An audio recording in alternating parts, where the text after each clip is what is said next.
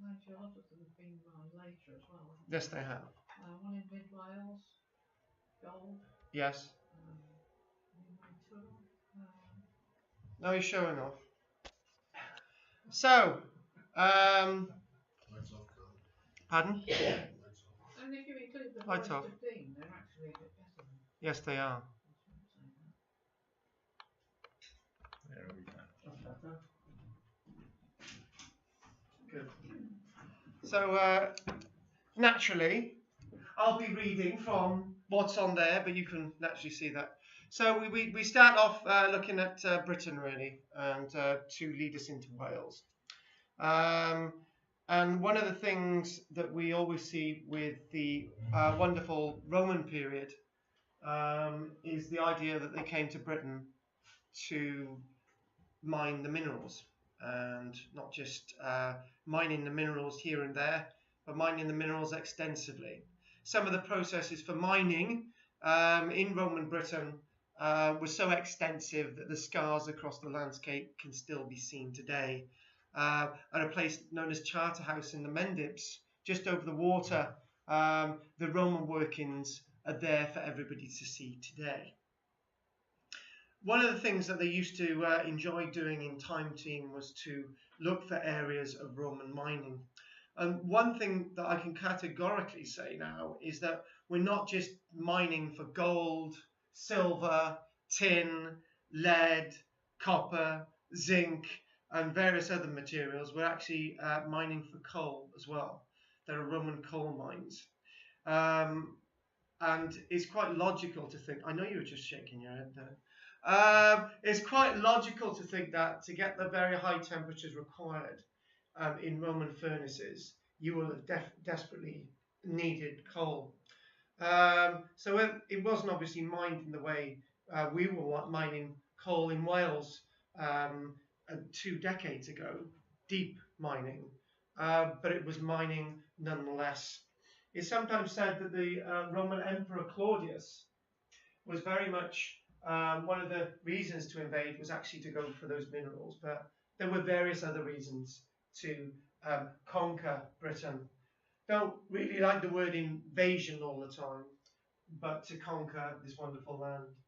Britain was indeed abundant, and we see the abundancy of lots of these metal ores, particularly copper in Wales, lead in Wales, and one of the only localities for gold to be found anywhere in Britain. And they're obviously iron as well. All of these minerals, all of these metals were definitely used and consumed across the vast Roman Empire, and it's one of those time moments, time signs that people point towards the fall of the Roman Empire when minerals and metals start to get exhausted. So not just iron and lead, as we've mentioned, we haven't mentioned this one, tin, yet either. We could think about the Romans requiring large amounts of lead for their water piping. The tin itself, lead and pewter for their tankards and plates. The silver was in high demand throughout the Roman world. When we look at the silverwares, we've got a large number of silver hoards being found in Britain since the 1940s. So lead is by far one of the most important of all these, but obviously gold is fairly important as well. It's saying here within 6 years of the Roman invasion, we've got evidence, a large-scale evidence in the archaeology, the humps and bumps across the landscape in the Mendips. Britain was one of the largest suppliers of lead, stroke silver, in the Roman Empire. If any of you know anything about minerals, one thing that you will know is wherever you get lead, you've usually got silver. And wherever you've usually got tin, you've usually got copper. So they're not just mining one one of these wonderful resources in one area. They're mining a number of these. And it's there's a nice little thing here about Britain and Spain. Actually, this is still the introduction. It's saying that lead reached what's happening now? Is that you, Gillian? Oh no. Come on. Okay. All I need is a little slave to do this. It says here that lead mining in Britain reached such levels that the Spanish lodged a complaint with the emperor as their lead trade had fallen to such a low level. So the emperor responded by setting limits for Britain's production, but it didn't affect production at all. Lead was in such high demand that the number of mines actually rose despite the limitations, and output rose quite considerably.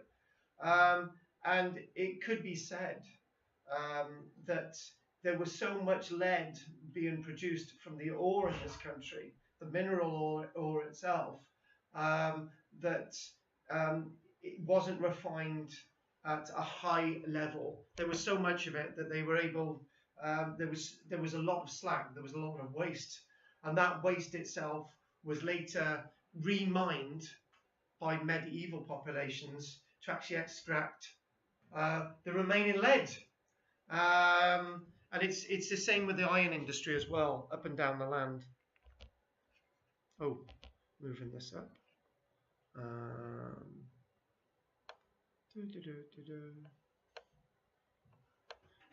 So originally, lead mines were under direct control of the Roman authorities, and such was their desire to ensure that few people as possible were involved in lead mining. They believed the more companies that were involved in the mining, the greater opportunity for theft and fraud. Lead was so much a base necessity in the empire that they had to ensure that there was little chance of unrest which could spoil the production targets. And the interesting thing about lead was that it had to be stamped.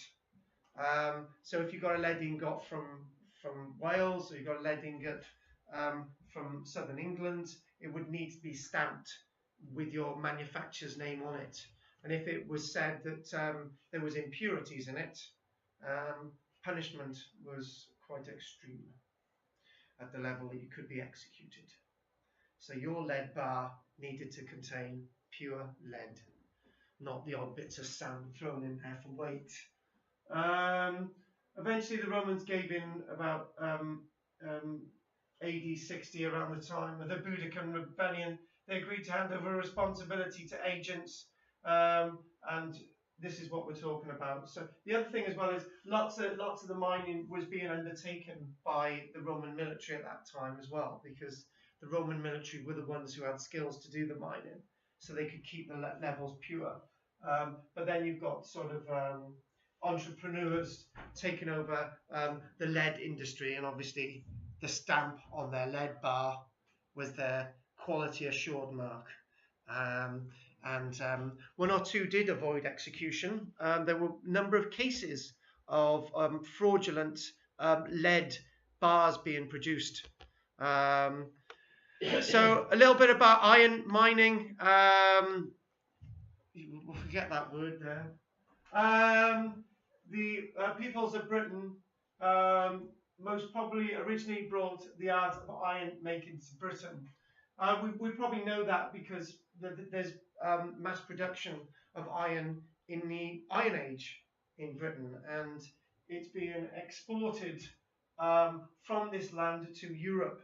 All those little stories about Asterix and the Gauls, what we used to read when we were children, there's a little subnote in there that Asterix and his armies are being supplied with iron swords from this country. Even though that's complete fiction, the iron bars and the iron weapons were, in fact, at the time of Julius Caesar, we were assisting people in France to resist the Roman conquest there. So that bit is actually true. And Julius Caesar states that when he visited these islands, he found the early Britons using iron bars for currency, for coins. When we mean coinage, so what we're talking about is the bar itself. There were 3 grades of iron swords that were actually seen to be currency bars, coinage, that were in circulation at the time. But you're talking about going to a marketeer with a sword, probably wanting to buy their market stall and all the products on it. You know, you couldn't break a sword up, in other words. So currency bars before the Romans. We're talking about the military campaigns. For money, they used either bronze or gold coins or iron ingots as fixed weights. So this is really important. So iron's important to peoples across this land before the Romans ever get here. And the other one is naturally copper. We're not going to do too much of that there, otherwise we're going to be all day. So here we go. It's talking about you've got a bit of an iron making technique there, which is a bit more about iron there as well. There were many iron mines in Britain. As you can appreciate, there would have been some in Wales. There was a large number in Sussex, Forest of Dean. And the iron ores were widespread, and iron, even back then in the Iron Age, could be seen relatively cheap. The location of the iron mines was often determined by the availability of wood and water. In both the Weald in Sussex and also the Forest of Dean, you've got large amounts of wood and water, so all that goes together. Many underground mines were constructed in the Roman period. Naturally, once the raw ore, the mineral, was removed from the mine, it would be crushed, then washed. So the washing would take out the impurities. The less dense rock would wash away the impurities, leaving behind the iron oxide, the mineral itself, which would then be smelted using the bloomery method. The iron was heated up using charcoal and also coal, temperatures in excess of 1,500 degrees C, and the slag itself was removed and generally dumped, and it's in that slag that was refined in the medieval period to get the remaining iron out of it. Has any of you actually been to Cumbria? Have you ever been to that really lovely place called Millom? Yeah. It's nice, isn't it? Yeah. Did you actually drive in there and drive out? More or less, yes. Yeah. But if you did wander, I actually used to live in Millom for a short while. Yeah. A woman. And we used to go for walks on the slag heaps because that's all you could do in Millom, right? The slag heaps. We used to have romantic walks on the slag heaps. Yes. And I can remember one day on her birthday, she wanted to go for a walk on the slag heap. As one does. As one does, yes. Yeah, we did actually end up having a row that day. But anyway, and there was massive, huge slaggies, okay, the height of this building. And those slaggies were, you would pick them up and they were basically crumbly white surface, a bit like tufa. Because the process of iron refinement at Millom was so intense that 99.9% of all the iron ore had been taken out. In the Roman period, it would have probably been something like 60 to 70%. So in the medieval period, they try and refine that 30%. The medieval period, it might be 10% behind. Later on, they smelt that, and you get the remaining amount out. So, you know, it's really intense, the iron mining industry throughout history. And you've got a little bit of a drift mine here, where you're heading in to get seen, and sort of really shallow mines, okay. And some would have followed the iron ore across the landscape as you follow iron ore with the veins across the landscape in Cornwall. So if you see shallow ditches across the landscape, is where they're following a vein, okay, of iron, lead, or tin. And there's a local. Do you know what? Right? You know my book, The Romans in the Vale of Glamorgan. Can I find a copy? No. I was going to have a copy of my book today to sort of look at some of the local iron mining around here. So I might be able to find a copy of my car if I run out of material today. So there's lots of iron and lead mining around here in our own landscape. So if you get hold of my book, you'll be able to read about it in there. And so here we go. Just something here. Forget about the top bit.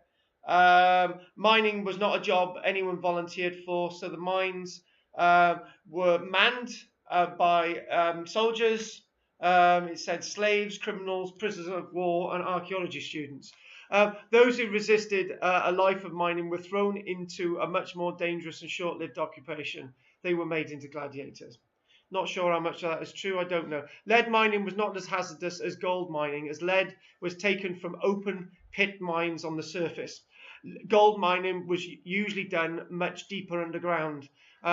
Even so, it was still harsh work, and about 12% of all miners died each year because of their daily labours. So you can work out from that, after 9 years, you'd be dead anyway. Cool. Something to do, isn't it? But the gold mining at Dolokhov was also slightly different as well. So if we don't get to it, gold mining at Dolokhov was open cast, where they'd blast the side of the mountain with huge volumes of water. And in sluices then, all that mud and my French crap would be taken off, and it'd all be sifted, and that's how they'd get the gold out. And also, you would go about silver extraction as well. The Romans taught the British lead workers techniques for extracting silver from the lead ore. As I said, you've got lead and silver, you've got tin and copper and so on as well. You know, all these things go together. Then the lead was removed and heated in a shallow hearth.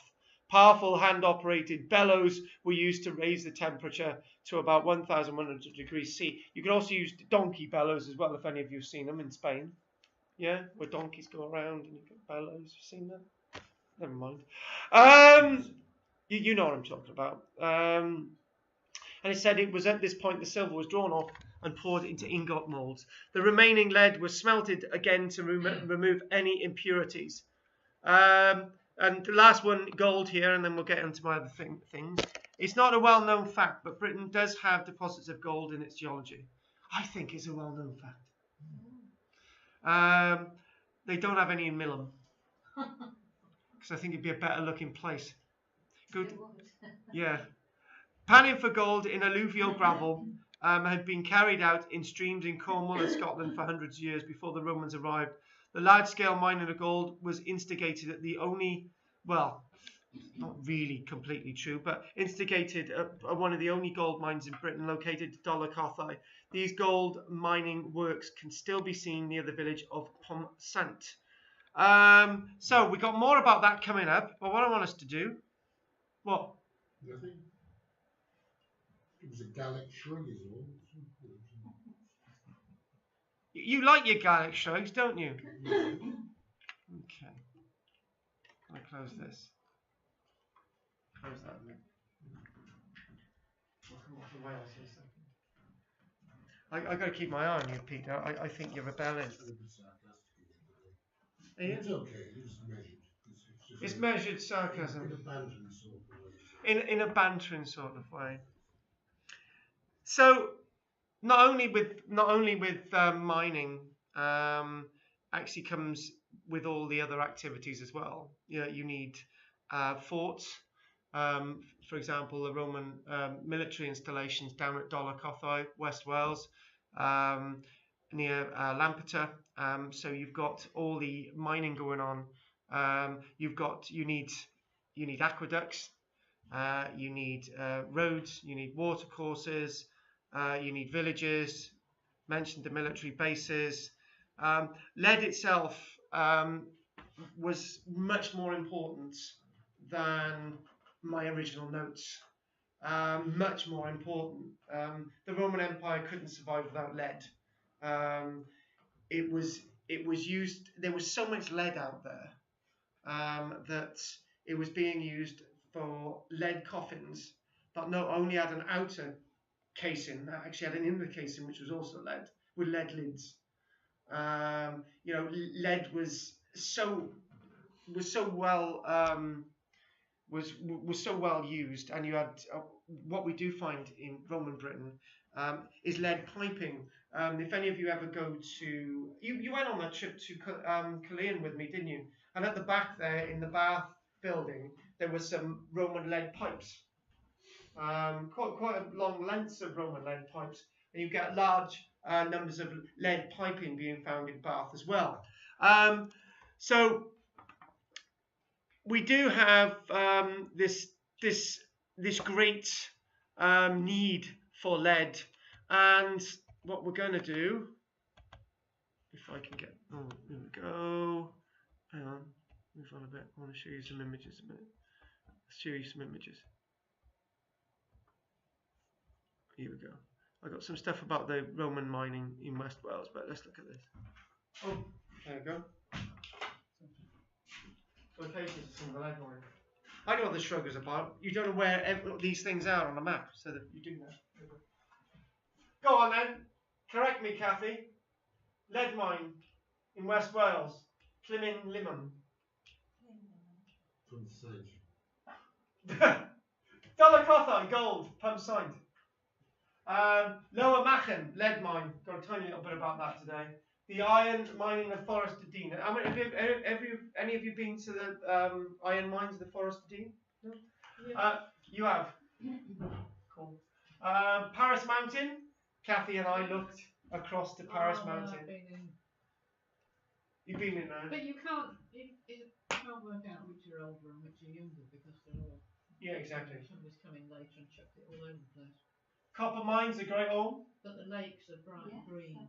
Yeah. And the sun, and it's all red and purple and all sorts of rocks tumbling down the side. And no fish. And in holes. No fish. No, what fish? No fish. No fish. No. All the tin mining. You've got copper and lead there as well. You've got obviously the iron down here. You've got the lead and silver in the Mendips. You've got the iron in the Forest of Dean.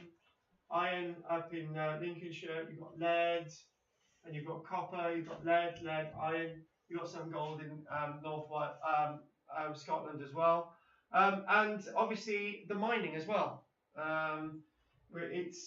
We haven't actually got any real proper evidence of coal mining in the South Wales area, but it's probably down to the fact that it's all been destroyed. The thing is, with lots of this mining activity, it's very difficult to find the evidence. As Kathy said, over time, the evidence has actually been destroyed by later mining. We can try and work out where some of the Roman workings are by some of the evidence that they found in the mines at Dolokhov, but it's very difficult. And it's got on here copper, lead, carnelian, silver, zinc, silver, and silver over there. So well, I thought the Llantwit ones over here, Aberystwyth, had got lead and silver mines in Roman, and we had an iron mine opposite where I was brought up that was supposed to be Roman, and a copper and gold one near Beckenham. There's no reason why it shouldn't, exactly. But what locals say is that necessarily, they say, it's Roman. They're going to say it's Roman all the time. Now this itself, the copper mines at the Great Orme. Now, whenever you go to North Wales, and this is actually quite an appropriate point at this minute. I was standing at the top of Carry. Kathy hates me saying that. On the Clean Peninsula in North Wales. I was standing at the top there, and unfortunately, as Michelle and my daughter Bethan wanted to go off, I was giving lectures to tourists up there. They weren't too impressed. And I remember saying about all the different activity in the Iron Age and the Roman period. And Kathy's right. They're really obsessed in North Wales with mining going on absolutely everywhere. This one guy, he was saying, oh, in the Roman period, there were tens of thousands of people living in North Wales mining and doing this and doing that. And I'm thinking, no, they're really... They mined slate as well up there. Yeah, they did, but... I presume you're talking about metal ores rather than... Yeah, I'm talking about the metal ores. But the thing is, they got this impression that there's all these people doing mining and that's all they're doing all the time. There was a lot of mining going on in North Wales, but the population numbers weren't massively huge either, and that was the point I was trying to make. So at the copper mines at the Great Orme have been, this is the Great Orme of Llandudno. These have been mined from the early echelons of the Bronze Age, if not beyond. So we're talking about mining going on there for 4,000 years, older than your dad, Jenny.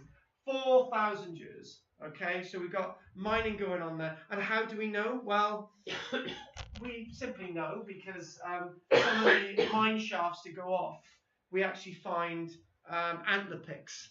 And antler picks wouldn't have been used in the Roman period. They certainly wouldn't have been used in the 1900s. So we know the antler picks are being used in the Bronze Age, and we can actually date them from that. And some of the antler picks are so well preserved because the copper, the mineral itself, has made its way into the antler pick. So replace all the organic with mineral. So you've got green copper axes, okay, that are being found deep in these shafts. And what's happening is later on, instead of having these mine shafts going into the solid rock, following the seams, later on what they do is simply go like this, drop down. Easiest, quickest way of mining. I mentioned, we've got to mention a tiny bit about quarrying. I mentioned that you can date techniques of mining from the intensity that the mining becomes. In the Roman period, it was extremely intense. Later on, it was more intense than that. And one thing I wanted to say was that next week, when we look at looking at different wildflowers at different places across the landscape, you can understand when that landscape was last used by human beings. So you might have this wonderful woodland. You see certain species in the woodland that are not really native. And by looking at those species, you can actually work out if they were mining lime in that area before the trees grew, and all these different things. So these different little bits of skills that we'll be looking at next week, and also identifying the landscape when we're looking at mining to see what's going on. That's another more nicer image there. I don't know if any of you have actually been there. Kathy probably has. This is actually going down to England as well. This is in the Mendips. This is at Charterhouse. And what you can see at Charterhouse is all the humps and bumps of the Roman workings. All the staggies from the Roman period, and they're still there today. So obviously that land, lead mining, that land hasn't been used for much since the Roman period, because it wouldn't be very good to grow crops there either. Because the land's been contaminated, and it would have, even if crops were to grow there, some of the minerals would make it actually into the plant itself. So, right, let's do this one. I saw this nice little bit of a text. So we're gonna. This is the Roman name for Pump Sant. By the sounds of it, you have been there, have you, Peter? No, I just did a bit of Welsh in school as well. I didn't say Pump Sant. Pump Sant. If you say sant, it's one. Saint is the plural. Once it's five of them, it's got to be the plural. 5 saints. And a power church in the pantry. 5 saints. So you come to learn? Yes, good. So Pump Sant, known as Levent Enum. Levent Enum was such an important place that the Romans have recorded its name. You've obviously got the Roman fort there and the gold mines. And when we associate Roman forts, for example, with mining activity. Does the Roman fort mean that they're trying to protect the gold? Or does the Roman fort mean that the Roman military was actually required in the gold mining? More likely and definitely that the Roman military is being used in the gold mining itself, because the Roman miners would have known the skills to build aqueducts. They would have learnt from their various years of Roman military service how to mine, and so on and so on. And we make a little bit of a parallel here between later mining, for example, in the medieval period, and the Roman period. In the medieval period, for example, the large amount of mining was being undertaken by the monks, because it was the monks who were able to mine. In fact, lots of the skills for mining, coal mining in particular in the medieval period, those skills were being brought over from monks from the continent over to Britain, and hence we've got specific mining which is associated with coal. So the auxiliary fort at Pumsant guarded the nearby gold mine and workings at Dolokhov. The almost square defences enclosed an area of just over 5.5 acres by a rampart of turf and clay within double ditches. 7 phases, I would say many phases of construction were found in the interior buildings. Wooden barrack buildings need to be demolished and rebuilt every 7 years. That explains that. And a little bit of a digression. When I visited Tommen y Mur, which is the Trawsfynydd centre of Wales, there was the opportunity for me to take photographs of a tiny section of Roman gateway and a bridge abutment for the other book I'm working on this year, which is a big secret. And that landscape itself had an amphitheatre at Tommen y Mur. It had a Roman vicus settlement. Parts of the wall were still there, and a bridge abutment. Okay, where the bridge went over the stream, which was you don't really usually see bridge abutments in this country from the Roman period, but there was one. And it's saying in the text here, it would appear that the fort was established about AD 75, manned until about the 140s, and then later on, as the Roman military had given their skills over to a native workforce, the native workforce took over, and there was a large settlement of people mining the gold at Dolokhov. This is not fantasy at all. We've got the evidence of the Roman fort, we've got evidence of civilian remains, pottery, little bits of gold hanging around here and there, gold jewellery, and in fact, we don't just have one, we don't just have two, we have between 7 and 10 aqueducts leading to the area where the gold is being mined, and open cast mined on the mountains at Pumsant, Dolokhov in West Wales. Now, the direct translation of the Roman, which is Levent Enum, which is there's another form here, Lentinum. Direct translation basically means is the washing place. It's the place that you would wash your gold or extract the gold. It's important to note that for the Romans to have found gold in Wales or anywhere in Britain meant that they had a little bit of an independence over the other gold that was being mined and found outside the Roman Empire. There is obviously other gold across the Roman Empire, but it's in short supply. To have a gold mine within the Roman world was a great bonus to being here. It used to be said that to keep the 3 or 4 Roman legions in Britain, that any financial gain to be made out of mining in Britain was failed into insignificance. To keep the military in Britain was very expensive, but I don't go with that anymore because so many of these ores are being mined in Britain, not just gold, that makes Britain extremely profitable. And it explains why the population of Britain is expanding to the degree that it expanded to, because many more of the population would have been required in the mining. I mentioned earlier on in the earlier notes that slaves would have been used, prisoners of war would have been used, and all the rest of it.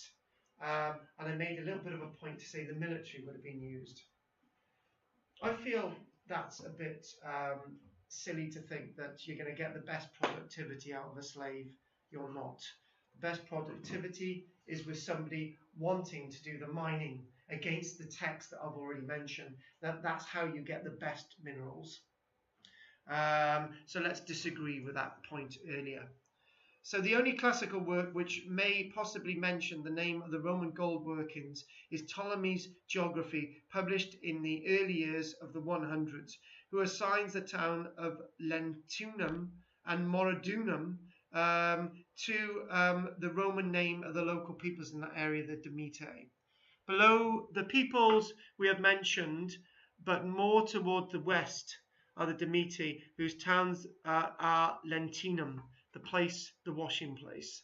It has been suggested by the late George Boone from the National Museum of Wales, and I've got some respect for, that the place name Lentium, listed by Ptolemy in the territories of Demetae, is connected with the Welsh Gaelic word washing, to wash, and this has been cleverly linked with the method of gold prospecting believed to have been carried out at the pre-Roman gold workings at Dolokhov and obviously into the Roman period itself. Prior to the Roman period, the gold was presumably collected in nuggets directly from the stream beds. Isn't that anyone's dream? To find gold in the streams of this land. And by panning the local soils in these natural watercourses. But with the Romans came their superior hydraulic technology, and this allowed them to channel copious water into the area from various sources as far as 5 miles distant, hence the number of aqueducts that I've mentioned, to sluice the gold out of the aquiferous quartz rocks, auriferous quartz rocks, which were mined and crushed into a flurry of industrial activity, powered no doubt again by many slaves, driven one may presume by many whips. I think that's not really accurate, to be honest. Because there are other ways of driving power at that time. The crushing machines that they're talking about are crushing machines that would have been, which would use donkeys and bellows and mills and all the rest of it. Back to that lecture I gave some time ago. Does it say what the Welsh word of washing is? Because it's not remotely. It isn't, is it? Well, what's the word they give there? You're standing in the way, so I can't say it. Lentinum. Oh, it That's doesn't not. say. No, they just say connected with the Welsh Gaelic word meaning washing. Yeah. Oh, I don't know. Yeah, George Boone, he's Dolchi, which doesn't sound remotely like Lentina, or even Amolchi. But I would go with the superiority of a learned brain like George Boone on that one. So for once,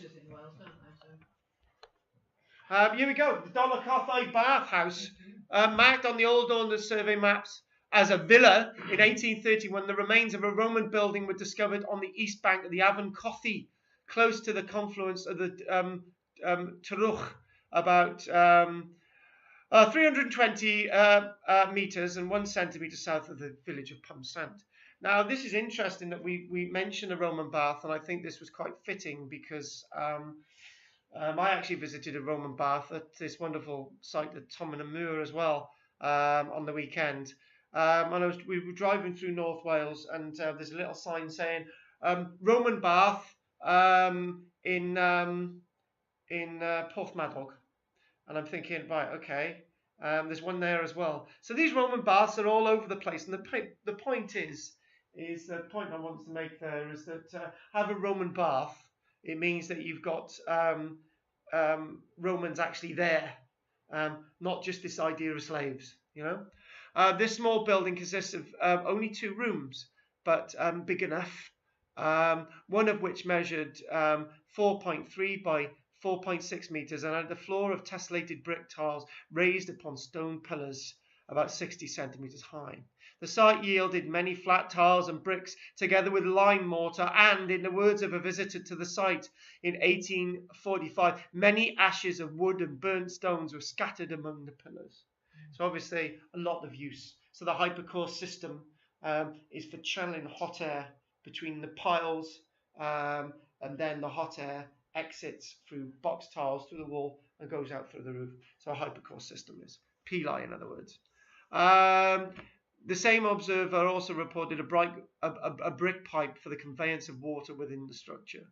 Although nothing now remains of the site, which was left open to visitors after excavation, it is almost certain that this building represents a Roman military bathhouse fitted with a typical hypercourse heating system. Are you okay? I saw that. It's quite interesting. Finds from the excavation of the villa bathhouse included a box tile flue, which I've mentioned, diamond-shaped openings in the side. These tiles were used to line the walls of the bathhouse and conducted the hot gases from beneath the floor up through the walls of the building to escape through holes set in the roof. Thus the room was heated from below the floor and through the side walls. Various pieces of pottery were also recovered, mostly local blackware, but some pieces of Samian ware also turned up. The most diagnostic being a bit of bowl unearthed in 1931 with a potter's stamp on it, ad vocisio, and it's interesting to get these sort of stamps. Other finds included pieces of glass, Dennis, animal bones, bits of vase, and a stone palette with colour still adhering to it. So a bit of stone with painting on it. Dennis also had the fun to wash a single oyster shell on Tuesday and two bits of a bit of a humerus, wasn't it? And another bit of human bone. Also, Dennis loves washing that stuff. He gets into it. Since then, we know that many more aqueducts have been found, all routing water from the Avon Cothi and the Avon Annal in the northeast. The longest captured water from the Cothi over 5 miles away as the crow flies. So it's quite a long water system. And with the swell of water building up, the amount of power that's going to be in that water to actually blast the side of the mountain with wooden pipes. Yeah, the Romans had wooden pipes, so you could jet it on the side, and that would blast the side of the mountain. So, you know, the level of the landscape and what you see today is very, very different. And it's saying that we've got the implementation of raised wooden troughs in order to cross a narrow valley and thus avoid a detour. So all this is really important. Also, rock cut channels in here as well. Rock-hewn reservoirs to store the water, to build up those swells, to blast the side of the mountain. The rock-cut tank and another similar tank further along the aqueduct were not the main Roman reservoirs. However, this distinction between reserved for a large natural hollow, or whatever that means. So we got these large rock-cut reservoirs. Moving on a little bit further. And main Roman workings. The quartz itself measures in the Dolokhov area have been removed by open cast corium. But this method also entails the removal of many thousands of tons of the surrounding rock in order to follow the gold-bearing quartz veins into the ground. The Roman method, it seems, was to follow the general direction after they had blasted the sides of the mountains to get all the little bits of gold out of the shale and mud. You're now blasting the rock itself are the largest veins for cutting upwards sloping tunnels into the hillside with military precision. So it's the military that's doing this. The highest and most accomplished tunnel. Now this is actually following the veins into the mountain now. Forget everything else I've said. The Ogof, the Gargain, the Cave of the Bowls, and still bears the marks of Roman picks and chisels upon its sides and its roof. So can you imagine seeing that, where you've actually got Roman chisel marks in the rock itself? So in that area, obviously, that area wasn't destroyed by later workings. So here we go. It's got about 1910, a certain Horace Sanders visiting the mine. Horace. Is that your middle name, Keith? Thought so. Mm-hmm. Mr. Sanders also deals with the so-called Roman adits or levels, which seemed to be entailed to this name by their bold and regular workmanship. So he's referring to the Roman work there. The upper one, the adit, which is basically a shaft, is a height and breadth of 6 feet, cut very square. Typical Roman engineering, you've got to have a perfectly square sort of mine. It's got to be perfect. Is a slave going to do that? No. Cut very square, it runs straight for almost 60 yards and then branches right and left. So perfect mining. This is Roman mining at its best. And can we add in some other mining there as well? We're going to chuck in a bit of mining from underneath Bath. Have any of you actually seen the stone quarries under Bath itself? Been in them? Well, they're beautiful. Because Bath stone is so soft when you mine it. Okay. You could just basically saw it in blocks underground and just take it out. And you've got cavities about this size with pillars holding up the roof. Perfectly rock-cut pillars holding up the roof all along, and you've got loads. And it's just, this is what they're quarrying in Bath in the Roman period all the way through. So it's managed to hold up. I don't know if the crescent in Bath is actually, the wonderful Georgian crescent is actually built on these mines, but one day they will collapse. And so will that crescent. Apartment blocks, £2 or £3 million each. But then again, this is Roman mining as well. This introduction of precision with mining. You've got to do precision with mining. And you know what? This links us in with something we did last week. Does it not? And do you know when I mentioned that tomb of Antiochus I in Turkey? Can you remember that big sort of gravel mound, which you haven't seen on the internet, Goff, but which will go on. Big gravel mound, right?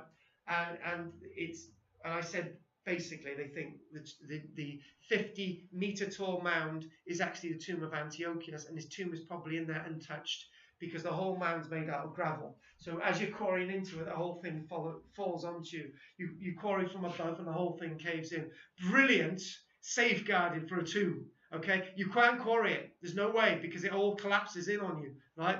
And that's the extreme of protecting something using gravel. And a miner must have thought that up, because you can't mine something that's loose, but you can mine something that's solid if you support it along the route. Perfect Roman mining. And in fact, thinking about this description is a very interesting description, because I've just thought of something which I've not shared with anyone in 30 years. I used to go canoeing, and we used to, by Ross-on-Wye, we used to camp Ross-on-Wye alongside the river. And inside the side where we used to camp, there was a perfect square cut hole into the side of the mountain that went on about 200 meters, perfectly cut, right? Perfect, right? And I'm starting to think there, whatever they must be mining, probably iron there, and I'm thinking that must be a Roman mine as well. You remember these things when you were a child,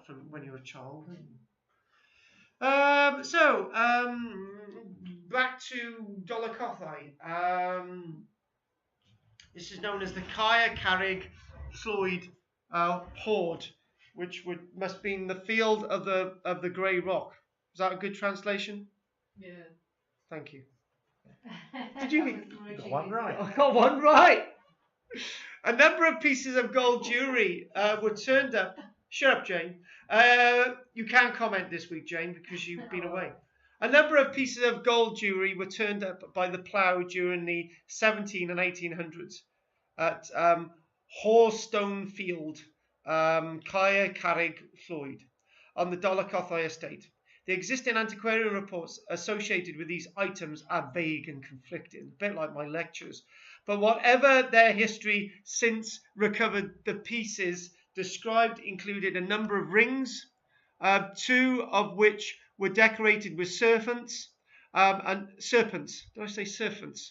Shut up, you. And a number of torques or armlets, one of which was decorated with a dolphin, another fashioned like a serpent.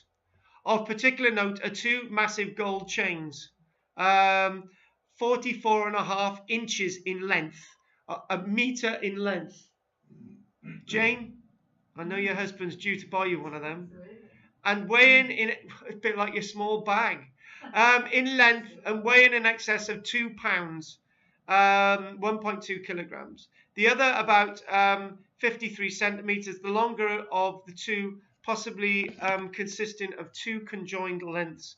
One of these chains was associated with large wheel-shaped clasp and pendant, about 21 centimetres, so it's that big. Talking about, no, not that big. Talking about a lot of gold, yeah. One of the in diameter with 8 spokes, and the other with a crescent-shaped pendant, both icons being used extensively in the classical world as love charms, as an emblem of the sun and moon. The pendant pieces, although utilising Roman workmanship and technology, seem to be particularly native in design and symbolism. The fashioned gold items recovered from Carrick-Floyd have all been dated to the 100s, 200 years AD, and are now held at the British Museum. So there you go. So what we're going to do, we're going to take a break there. Are there any questions? I know there'll be a question from Goff, so just spit it out, Goff. No question. You sure? Yeah. All right. Right, okay, let's take a break, and we'll go from there. So does that mean that we put hot water in that thing? I do believe, yes. Possibly. And a partridge in a pear tree. Means you did it right. Whatever you do, Jenny, don't tell anyone I'll give you a kiss because I could be up on a sexual charge. I don't say anything about you guys when I go to Bridget, because I've said enough to you. Nail varnish, as you know. Nail varnish, so that's good.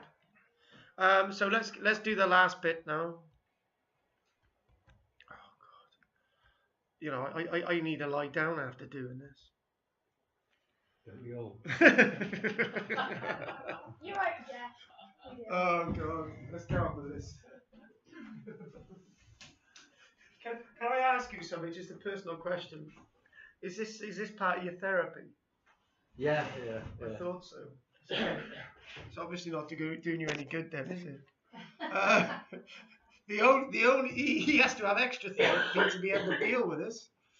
Further to this, we're talking about epigraphical evidence as well, carved stones and inscribed stone found in 1811.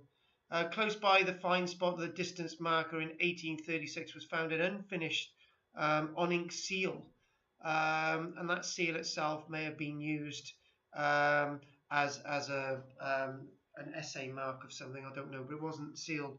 The piece had been attached with cement to a river pebble to facilitate cutting, but had been evidently abandoned, incompleted for reasons unknown. So it's talking about some of the lesser stuff here. There have been other excavations, in 1972, beaten floor timber structures, magnetometry surveys, various other structures found there. Surveys in 2002 finding water tanks and aqueduct channels. So in the Dolokhov area, like much of Roman Wales, there's so much to learn, and one thing that is really fitting is to actually re-look at history as well. You know, I was greatly criticised, if people read the comments on the net a few days ago, from that anonymous person. I said, look, Tom and a Moor, Charles Benith, directly on the top of the Roman fort. There's a mound there, right? And it's also mentioned in the Welsh book, the Mabinogion, and there was a Welsh llys or a Welsh palace there. And they're talking about this mound that's never really been excavated as being a Norman moat. With all the evidence that we now know, most of the moats that are attributed to the Normans weren't built by them at all. And when you actually say that, you know, these things may have been built by somebody else, people don't like it, and they have a habit of saying things about you on the internet, which you've read. And the whole point is to actually reassess this stuff. And there's nothing wrong with questioning it all the time as we come here and we question history. And sometimes these classes can be really valuable in finding new tracks of information. And also we didn't look at it last week. We'll mention this in a minute. When we look at the carved heads last week, you know the carved heads that we saw at Antiochus's tomb in Turkey? Remember those heads? Yeah. It became clear after doing it 4 lectures in it that those heads were never ever erected on statues because of the fine state of preservation. And nobody in their right mind would take off the heads of statues, lie them upright on the ground, facing out across the landscape. And you start to realise that the heads were never ever placed and erected on top of the statues. And you learn that through doing this research. And you start to sort of learn new areas of research. So, you know, these wonderful Roman bars, this is associated with Emperor Vespasian. So this would date from about AD 79, somewhere around there. So we get an idea when lead's being mined as well. But by finding whoever lost these lead bars probably didn't have a job to come back to because these would have been very valuable, particularly, and they find not just 1 or 2 lead bars when they do find them in archaeology, but several. And they're quite careless in these things being lost, but it must have been that there was so many of these lead bars around. Yeah, I just didn't want to spend much time on this really, but it gives you an idea of progression with one area of mining at Dolokhov. So it's mentioning that you've got this Roman activity and you've got these aqueducts used to blast the side of the hill, and then later on in fairly modern times you get deeper cast mining, and you can see this by the development and changes within the landscape over time. Obviously this is gold. Anyone would do anything for gold in the past and they would do today because it's extremely valuable. And looking at the way that the landscape was intensely used and abused tells you of the importance of the gold there. And we're looking at whole. I remember looking at this years ago. This is I think about a decade and a half old, where we've got the idea of cross sections, looking at the landscape between. So what you've got one canal coming in here where it's leated off, another canal coming in here where it's leated off, another canal, different gradients of water, different gradients of channel for different times of the year, and this funneled after a gradient coming down from a higher up area can just be blasted at the side of the mountain at such a velocity and speed. So if you're standing in front of something like this, you would definitely being pulverized and washed away, and this was blasted the side of these mountains. Very loose rock there as well, so after you'd moved all the soil, then you've got the regolith underneath, which is the scree, the broken area of the bedrock, and then you've got the bedrock. After you've pounded that, you think, right, what we're going to do is have mines, drift mines into the mountain. So this is really, really important. We're also talking about when the Romans are actually mining a lot deeper down. You've got these type of mechanisms and it's talking that you're going to need to drain mines in the Roman period. I wouldn't say that mining has ever been nice in history. Mining is a very dirty, dangerous, perilous, time-consuming, hardy job. But if it's something that you can do and you are skilled at doing, then it would be a job for life. Many people that I've heard about who used to work down the South Wales mines used to really enjoy mining. Okay, against everything else that we've mentioned today, they used to really enjoy mining. Okay, really deep down. So there's no reason why people in the past didn't enjoy mining after a while.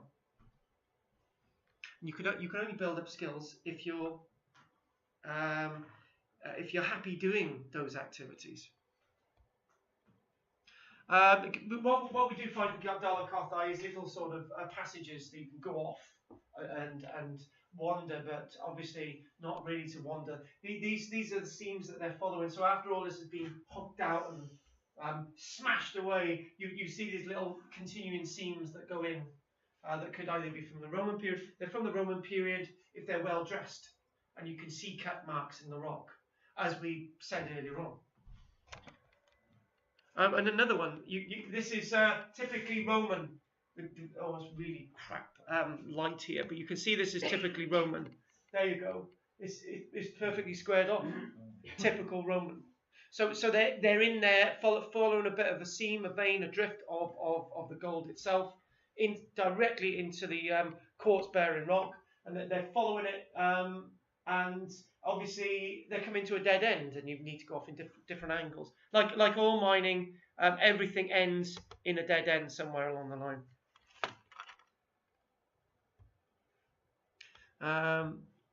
That tells you the landscape. Lots of mining in Wales, in upland, perilous areas. Even if you look at the South Wales valleys, even going up to places like Llanharry and Llanharan area, areas where you've got lead and iron, those were quite hilly, wooded areas, very much like Dolokhov, and then you go to Dolokhov and you look at Paris Mountain, high up areas which are being mined. Llandudno, high up areas would be in mind. You've got your slate quarry and slate mining in Bedgellet, and you've got Blaen y Ffestiniog, those types of areas.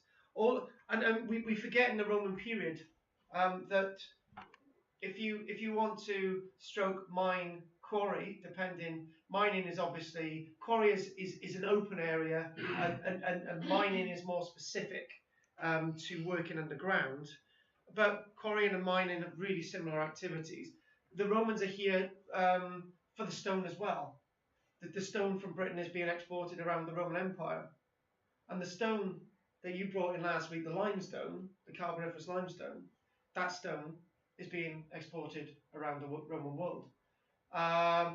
One thing I looked at, not to forget stone, is that the extensive quarrying of stone in Barry to construct the huge fort, the Roman fort at Cardiff. And obviously, if you want to go away from mining and quarrying, Llantwit Major is a good example of an area that's been extensively quarried for its limestone and the export of that material. These little nuggets towards the end here. So what we've got, looking for evidence of mining in Paris Mountain. Paris Mountain, as Kathy's been there and I've seen it, you can see huge gashes in the landscape, a polluted, acidic, toxic landscape, which is unable to support fish in those ponds and lakes. To actually find the Roman evidence, how are you going to find it? Well, you find it quite easily, really, because you've got the odd alignments of Roman roads. You've got Paris Mountain. There's a Roman building on the top of Paris Mountain. How it survived, I don't know. I've never seen it, but it's there. You've got the Roman activity at Holyhead, and something's going on. And it's the copper that's going on with the Romans on Anglesey. So Paris Mountain, way up on the top of Anglesey, as far as you can go up by Amlwch. It's saying 2 copper cakes were reported in 1871 at Aberfraw Parish, now preserved in Mostyn Hall, one of which was stamped Socio Romae Natso and weighed 42 pounds 19 kilograms, which is basically a cake, is the equivalent of a lead bar in the copper world. 2 others were recovered from the Paris mine in Amlwch and now reside in the British Museum, of all places. One plain, the other stamped IVFS. Another 3 were recovered near the ancient copper workings at Brynddi in Labardrig, 2 of which bore the stamps IVLS within a circular die. So we know that mining's going on there because the copper originates there. That's how we found these ingots. And there it is, Paris Mountain. Huge gashes. They've done several Doctor Who's, earlier Doctor Who's. Yes, the Genesis of the Daleks with Tom Baker. You Are Dead, right? Yeah, classic. Classic. Filmed there. And the TARDIS would have been, actually, to be honest with you, I always thought it was a windmill at the top, not a. No, that's a Roman building, but perhaps that's not a windmill. That's not Roman. It's TARDIS, isn't it? That's the TARDIS. That's not Roman. That's a coward bunker. Oh, shut up. Just a few last things. Like, so obviously we've got it says here we've got previous mining on a small scale in the Roman period. Extraction of zinc, silver, again, gold, copper, lead, and iron are being exploited in Wales to a huge degree, industrial scale. This is another site, Llandudno, Penna Gogarth. The miners dwell in caves within the copper mine workings during the 200s to the 300s. The bun ingots produced here bore stamps, which differ a great deal from the official military sigils and probably represent the products of a civil contractor or of a local company, owned perhaps by a wealthy native landowner. The copper produced here and on nearby Anglesey were very important to the economy of the British Isles, as together with the tin mined in Cornwall, they made bronze, which allowed the technological advance from the Stone Age. So we're talking about earlier, but to the Romans, the copper itself was essential in the reason for being in Wales in the first place. And we'll end on this little one. This is just a little bit of entry into the official records by the Royal Commission on Ancient Historic Monuments. If I can enlarge this. Right, here we go. This is Lower Machen. So Lower Machen is near Newport. Draethen lead mine is on a hill overlooking Lower Machen, which is approximately 1 kilometre away. The surface and shaft lead workings are extensive. The mine has rock-cut galleries that are associated with Roman pottery. In the main passage was a hearth associated with counterfeit coins of Tetricus, known as radiate coins, which were forged coins which were in circulation at that time in the Roman world when things were starting to go to crap for the first time in various stages of production. So yeah, there you go. They're probably forging them there. And obviously later artifacts there as well. And the site is currently heavily forested. So what I wanted to do today is just to give you an overview of mining activity in Wales, and we've got iron mining in the Forest of Dean associated with the Romans, and it says about the iron mine in the Forest of Dean. The area was occupied by the Romans in about AD 50, borders of Wales and England. They were attracted by its natural resources, which included iron ore, ochre, and charcoal. The coal mining industry was probably established on a small scale in Roman times in the Forest of Dean. That's the coal mining. The area was governed from the Roman town of Ariconium, and a Roman road was built from there to a river crossing at Burnham-on-Sea.